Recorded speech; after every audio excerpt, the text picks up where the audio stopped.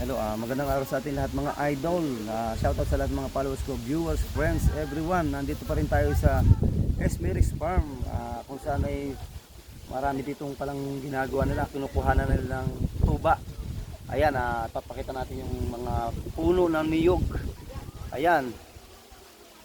At meron niyang mga kawayan sa taas mga idol, kung saan magpapalipat-lipat sila diyan para makuha yung mga galon na inilagay nila na pinatuluan. Kukunin nila yung mga isang linggo o kaya isang buwan. Magpapalipat-lipat sila yun para makuha yung bawat galon na pinagpatuluan at para sila makaipon ng maraming tuba. Ayan, tingnan natin mga idol.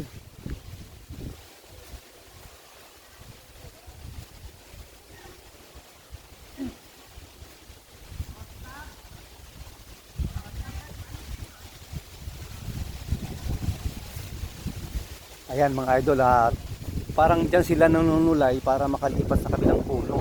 Para nga naman hindi na sila bababa para umakyat uli. Ang ginagawa nila, nilagyan na lang nila ng kawayan para tulayan. Dyan sila nanunulay para makalipat sa kabilang puno. O ayan, siyempre madali sila makakakuha pagka ganyan. Ayan, napakarami pala halos ng puno ng niyog dito. Mayroong mga tulayan at nilalagyan nila ng mga galon. Pinapapatakan nila ng pinatutuluan. Ayan, katulad yan ng galon na yan.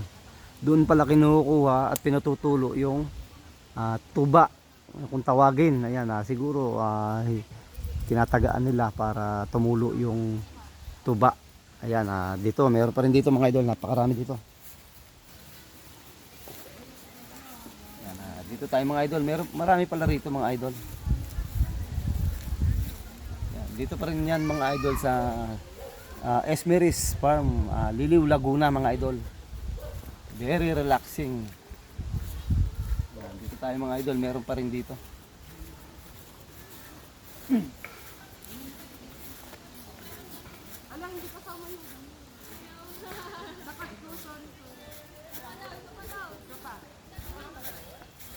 Ayan mga idol, tingnan nyo yung taas. Siguro hindi naman pwedeng mga ilang puno lang ang kukuha nila, hindi agad sila makakaipon ng tuba. Kaya halos ng puno ng nyug dito, nilagyan na nila ng kawayan para malagyan ng tuluan yung galon para makakuha sila ng maraming tuba. Ayan, tingnan nyo mga idol, dami.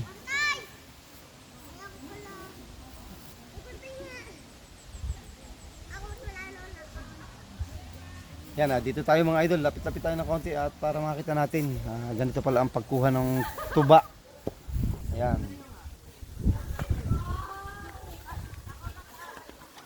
Ayan mga idol, yan. Kaya nilang akyatin kasi magagaling mo umakyat sigurado yung mga yan kasi hindi na sila makapaglagay ng kawayan kundi sila aakyat.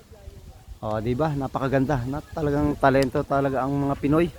Ang galing talaga ng mga Pinoy, mga idol. Tingnan niyo naman. Ayan,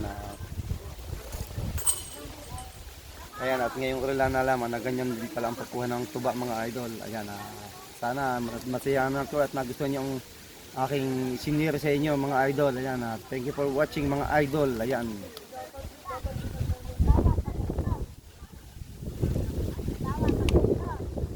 Ayan, very relaxing pa dito mga idol. Ayan, pasyal-pasyal din. Dito lang sa Liliw, Laguna mga idol.